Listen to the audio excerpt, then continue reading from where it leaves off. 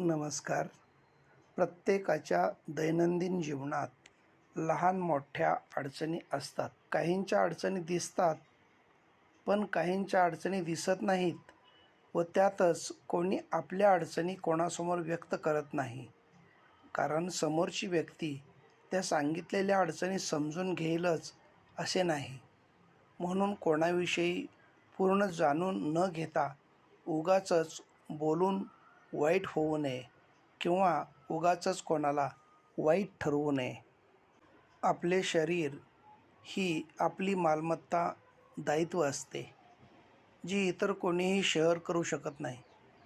आपले शरीर ही आपली जबाबदारी आहे, कारण आपणच त्याचे खऱ्या अर्थाने आयुष्यातील जोडीदार आहोत.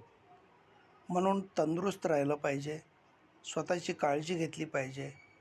पैसा काय येतो आणि जातो.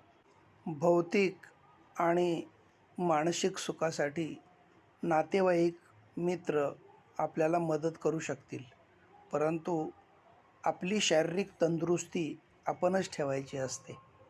आयुष्यात नसलेल्या गोष्टींपेक्षा असलेल्या गोष्टींचा आनंद घ्यावा, कारण खूपदा पूर्ण चंद्रापेक्षा चंद्रकोर अधिक सुंदर दिसते. पुस्तकं निर्जीव असतात, पण ती घर सजीव करतात आणि त्यांची उपेक्षा करणाऱ्या माणसालाही जीव लावतात. या जगात इतका श्रीमंत कोणी नाही जो स्वतःचे बालपण किंवा तरुणपण विकत घेऊ शकतो, पण मित्र या दोन्ही गोष्टी आपल्याला देऊ शकतात, आणि तेही विनामूल्य.